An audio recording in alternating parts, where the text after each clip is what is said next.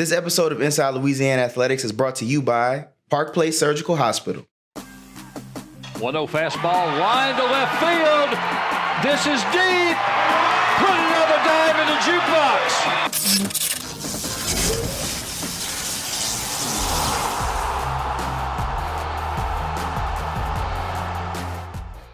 Hello and welcome to Inside Louisiana Athletics. The regular season has concluded and postseason is now here for the Ragin Cajuns softball team. UL taking 2 of 3 from UL Monroe this weekend, and now they are headed to Troy, Alabama for that conference tournament. Here now to take us through it all is the head coach, Jerry Glasgow. Like I said, you took 2 of 3 from Monroe this weekend. Unfortunately, you didn't get the regular season finale, also senior day, and I know everybody felt really bad for those 9 young ladies that played their last game probably at Lamson Park. Yeah, it's a game you hate to lose, and you'd like to go into the postseason on a winning streak and with a lot of confidence and a lot of momentum. And we got down in the first inning 1-0, and we just couldn't get back up over the hump. And it seemed like we hit so many balls right at them hard, and we had bases loaded, 1 out, and we took a strikeout. I didn't get the ball in play. Just little things got us throughout that game, but sometimes that might be I'm hoping, and that's the only thing we can do with it now is make something positive out of it. I'm looking at it as a good wake-up call late in the year. If you're going to get a loss late, let's get it before the postseason, and maybe we can get back on our feet here in postseason and really get some serious momentum and remember how important each at-bat is. Right, sort of a reality check, if you will. Alyssa Dalton did return to the lineup this weekend. That had to be a huge boost to the team, and there was no easing her back in. She was right out there starting and contributed right away in the first game of the series. Yeah, well, one of the greatest players that we've had in our program, and the commitment she's made, she's earned so much respect. And I think she's probably not quite ready to be in that position yet, but when you get a player of her magnitude, you just got to get her back out there as quick as you can and then give her time to get her rhythm and timing. And we know as soon as she gets her timing and rhythm, she's going to be a great player for us in the postseason, a really key and important player. And so we're just trying to get her the at-bats. We put her up in top of the order. Maybe put a little too much pressure on her, but just to give her the most number of at-bats we could possibly give her, which we think will help her get going a little earlier in the postseason. Not even this week in the conference tournament, but the following week. And I'm sure, being the competitor that she is, she when watching her career, possibly coming to an end, she wants to get out there and play as much as she possibly can too. Absolutely. And she's a low strikeout kid. Like, she's one of the hardest players in NCAA softball to strike out. Mm-hmm. So you're going to get something out of her bats. First game she's 0 for 3, but had 2 RBIs. Just because she knows how to play the game, she knows what to do with the ball, how to put it in play, and as soon as she gets her rhythm, timing back, and gets comfortable with the box, then she's going to start hitting the ball hard again. Game 1 on Thursday, ULM jumped out to a 1-0 lead in the top of the first, but in the bottom of the first, you tie the game. And then in the second, the hit parade was on, 7 runs to take an 8-1 lead. Julie Rawls capped the inning with a solo home run. Yeah, very, very explosive inning for us. And that's what we've seen with this team throughout the whole year, is they're very capable. When they get on a roll, they can really light the scoreboard up in a hurry, and that's what they did. Carly Heath added a 2-run homer in the 5th. That ended the game, and you win it 10-1 with the mercy rule. In game 2, defense was a little bit shaky in this one, 5 errors on the day, and you find yourself down 5-2 going into the 5th, but then you load the bases with 2 outs, and up comes senior Justice Mills, and she sends a shot over the wall in left center. The Cajuns led it 6-5.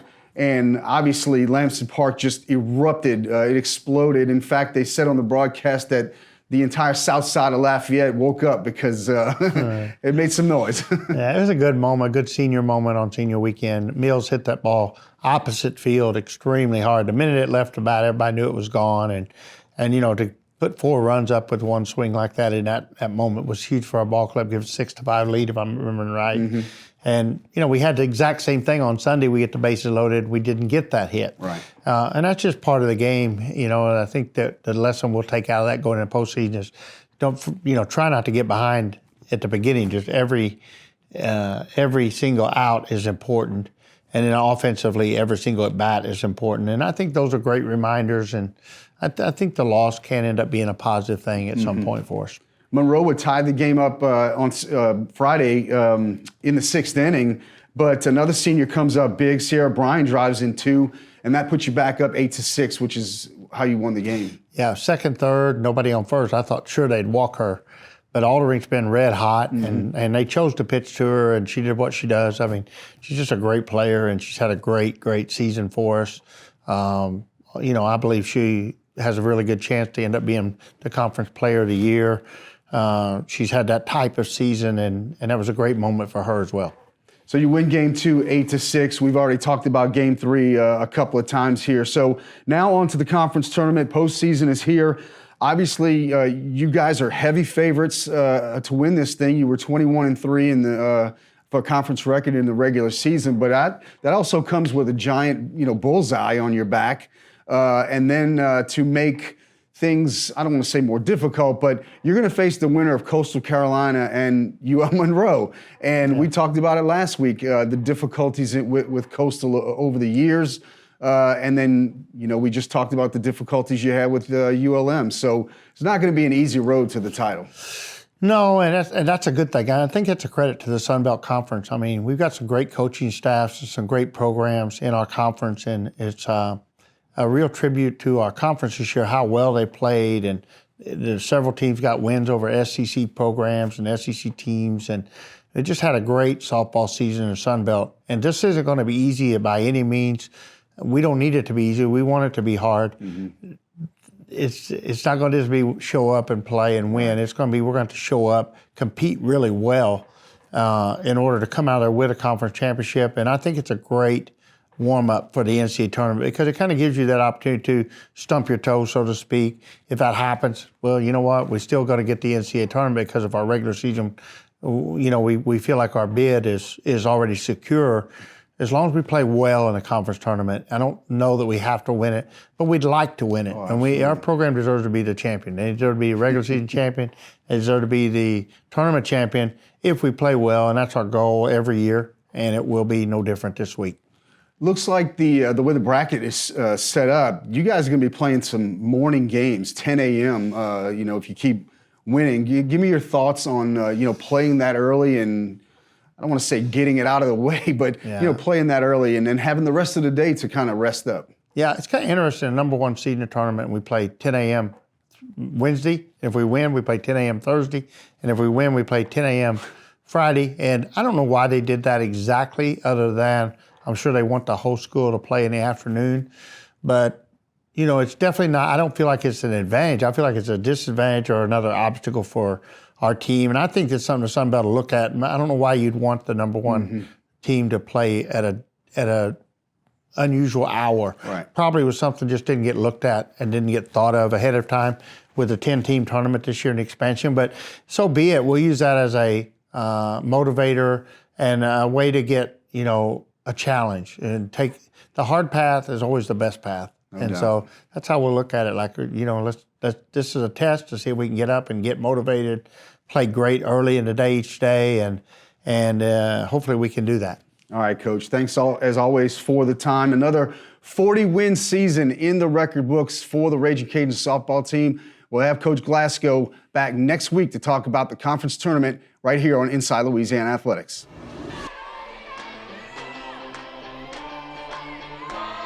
Still has not given up a hit since the first inning. 1-0 fastball, line to left field. This is deep. Put another dive in the jukebox. A grand slam home run for Justice Mills. Well, you talked about it, Dan. You said you hadn't come up with the bases loaded all year. That's the way you do it. And just like that, it's 6-5.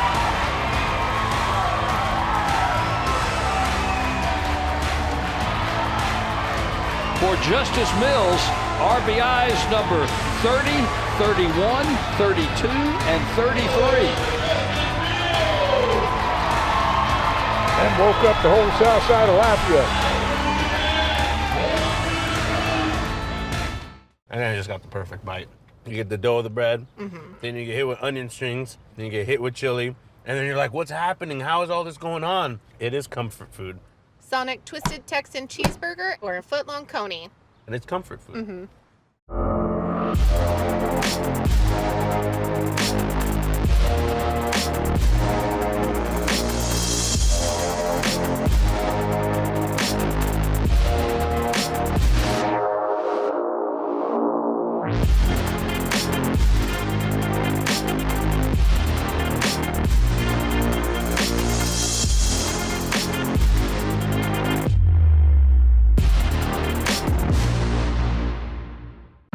perform, you need speed, skill, strength. With every muscle, every move, you push your body to reach its full potential. But sometimes you just can't push through the pain. That's when you know it's time to address it. So when injury puts you on the sidelines, trust us to get you back in the game. Lourdes Sports Care, the team behind your team.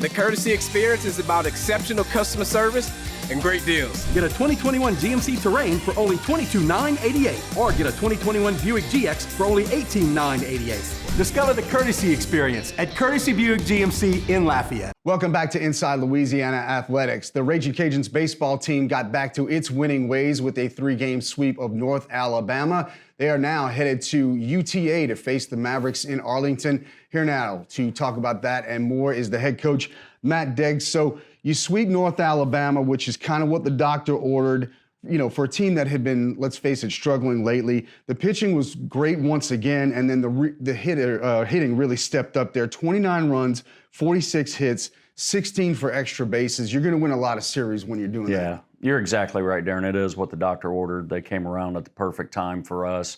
We'd been scuffling to find some traction and momentum, and we were able to get that going this weekend a little bit. We did what we should do, and no disrespect to North Alabama, but to a team that's having a year like they are, you should take care of business, and we were able to come out and do that from the get-go.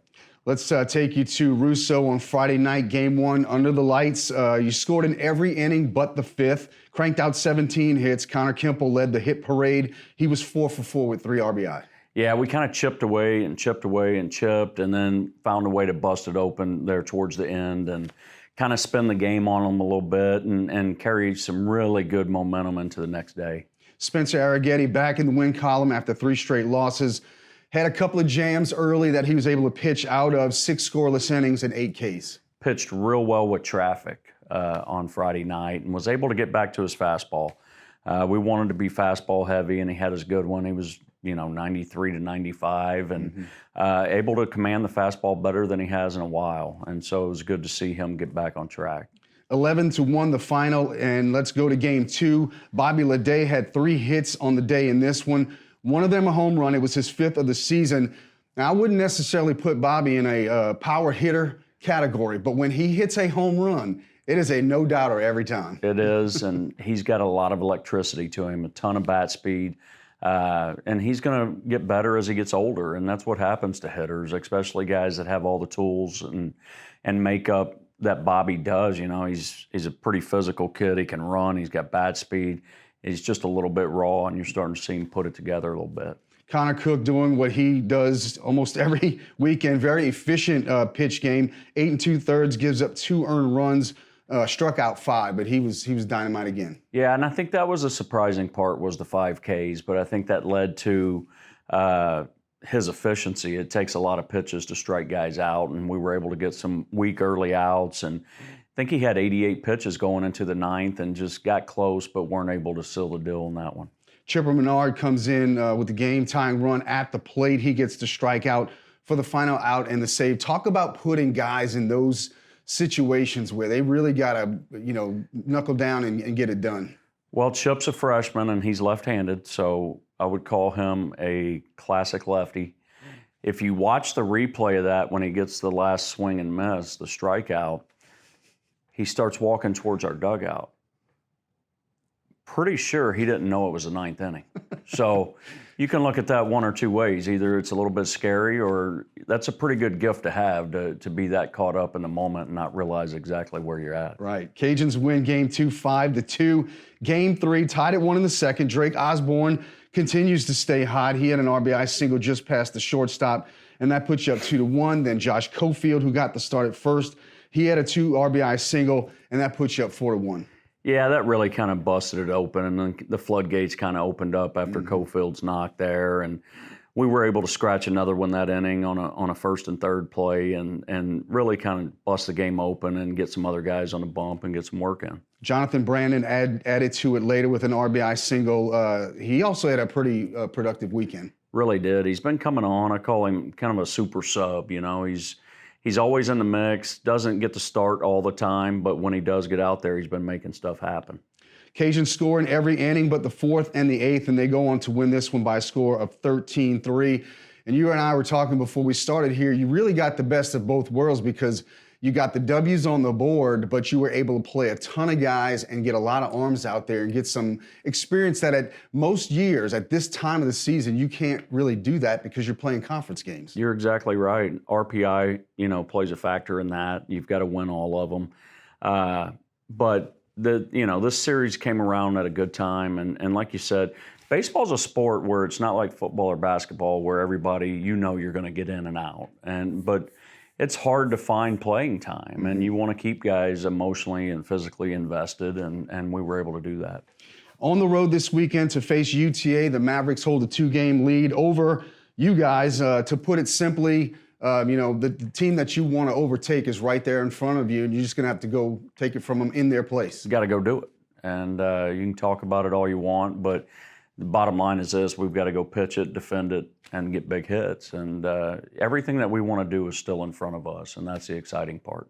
All right, Coach, as always, thanks for the time. Best of luck this weekend. We will have highlights and reaction of that UTA series next week on Inside Louisiana Athletics. In fact, Robertson's the only Cajun player without a hit. 15 hits on the night, and this one is slugged deep into left field, and that is gone!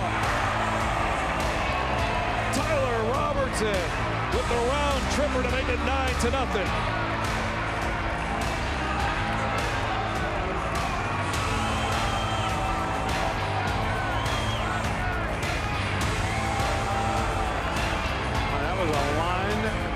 That ball didn't get more than about 15 feet up in the air.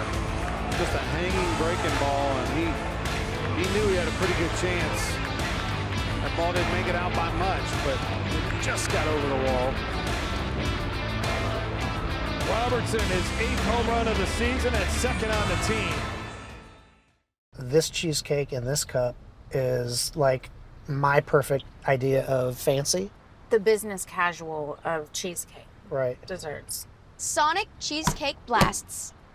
5:00 p.m. Loosen your tie up. If you're happy and you know it's Zydeco.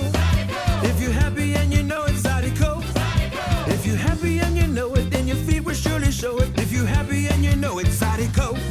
If you're happy and you know it, mange. If you're happy and you know it, mange. If you're happy and you know it, I think I will help you show it. If you're happy and you know it, mange.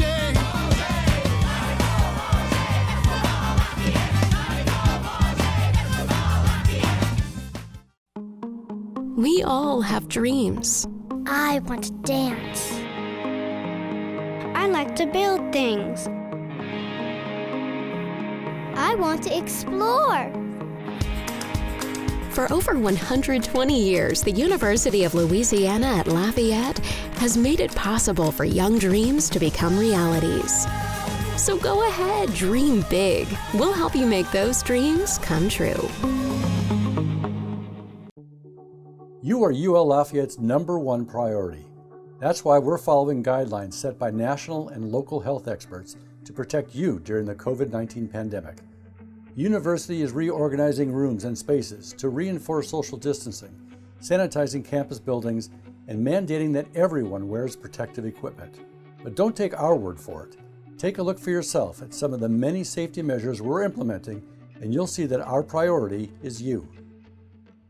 The Courtesy Experience is about exceptional customer service and great deals. Get $10,000 off MSRP on your choice of a 2021 GMC Sierra, a 2021 Acadia Denali, or a 2021 Buick Enclave. Discover the Courtesy Experience at Courtesy Buick GMC in Lafayette. Welcome back to Inside Louisiana Athletics. A big week for the Ragin Cajuns track and field team as they head to the Sun Belt Conference Outdoor Championships in Mobile, Alabama. Here now to kind of review the spring semester and look ahead to Mobile is the head coach, Lon Battle. First of all, welcome to the show. Before we get to previewing the outdoor meet this week, I want to spend a couple of minutes reviewing what's been a very successful spring for you guys. It seems like I'm on Twitter every weekend, and guys in athletic communications do a great job of keeping everybody, updated on what's going on. You guys have had a lot of success this spring. It makes it fun, especially when you see it on social media. It makes it fun when you're doing really well.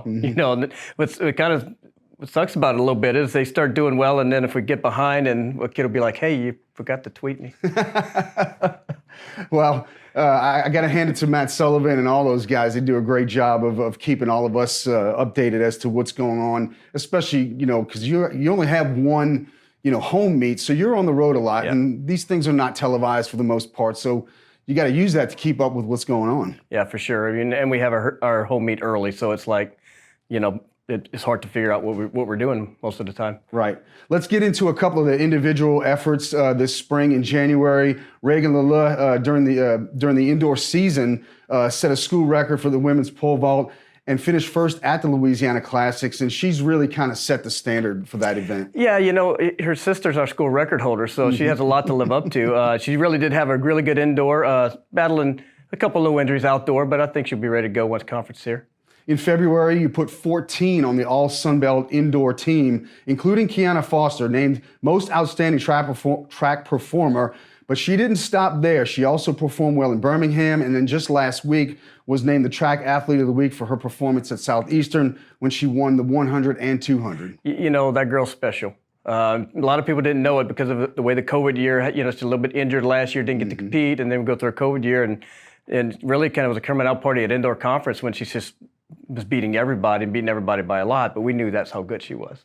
You mentioned COVID, and just about every time we have a new coach in here in the spring, we talk about what it was like. And so what was it like for you and your coaches and your team to just be back out there and competing again? It was nice to get outdoor, because indoor, you realize we're at track meets for 10 or 12, 14 hours at a time, and then try to wear a mask all the time indoor, being in close quarters. So it's been really nice to be outdoor where you can actually get away from everybody and kind of feel a little bit more normal. Right. Let's get back to the spring accomplishments. In March, Claire Myers broke a 28-year-old school record in the women's javelin at the Texas Relays. And then just a couple of weeks later at Alabama, she extends that record with a throw of 175 feet, which at the time was the 10th best in the country this spring. Yeah, Claire's having that special season. You get that from those fifth years, and it might even be sixth year with COVID out, I'm not sure. Right. But it's just where it all kind of lines up. They understand that this is the end. All right, so just to do everything I can do, and it all comes together. And with kind of, it was bad about that is that, I was on the team with Dorsey Steamer when Dorsey had the former record. It's the little freshman, Maria Bienvenu, was right behind Claire, and really probably would have broken the record herself if Claire wasn't doing so well. Right. Also at the Texas Relays, the women's 4x100, posting the second fastest time in school history to win the title there. Always a prestigious event, the Texas Relays. That's hard to do. And no matter what division you are at the Texas Relays, it's just hard to do. It's so much competition. And to think that you went there with 4 freshmen and did it. Right. And this group, like I said, is special, especially with Kiana on the anchor. But I think they have an excellent shot of making it to the national meet. Right. Chandler Mixon set a new school mark in the men's decathlon at Alabama's Crimson Tide Invitational, only the second Ragin Cajun to ever eclipse the 7,000-point mark. Chandler came in as a walk-on 3 years ago, from a 1A school down in New Iberia, and it's just gotten better and better and better, and he's having kind of a special year himself. He's even qualified for the regionals. I know he's qualified right now in the hurdles, but definitely he's going to make it in the pole vault. So that's when you know you have something special. You're not just a good decathlete. You can go in some open events and be competitive. So that brings us to this week. You're heading to Mobile, where obviously it's the time of year where you're taking all of these pieces and parts and trying to put them all together and come out there with a championship.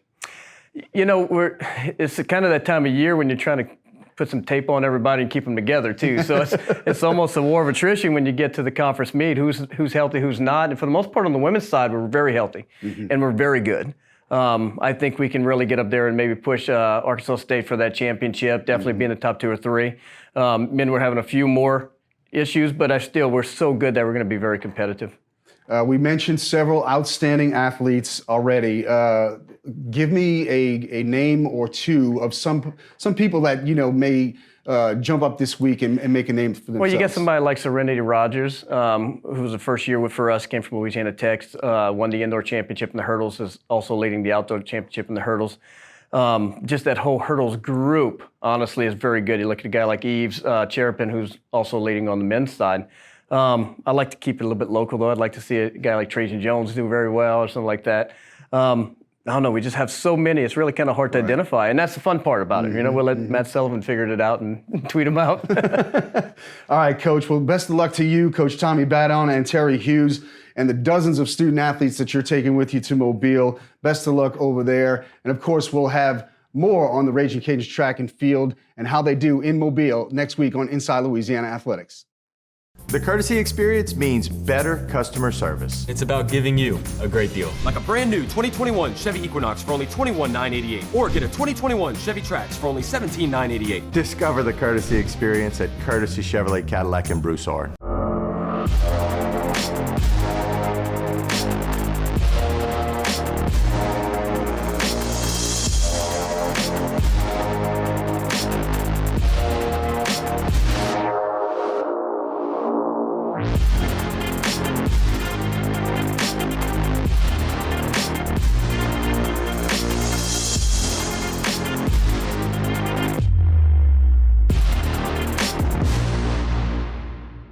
To perform, you need speed, skill, strength.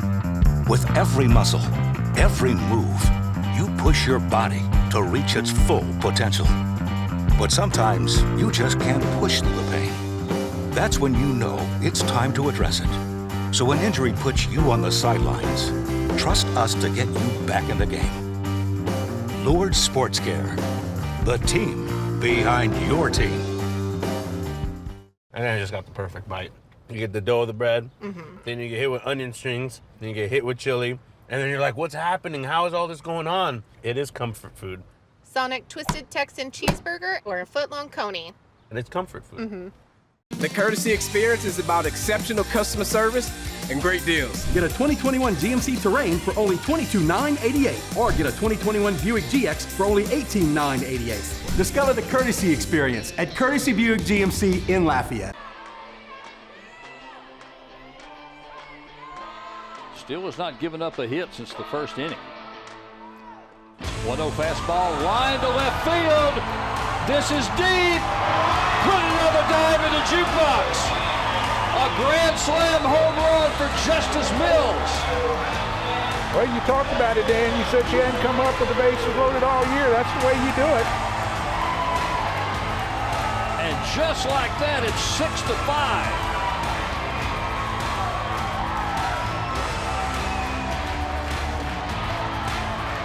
For Justice Mills, RBIs number 30, 31, 32, and 33. And woke up the whole south side of Lafayette.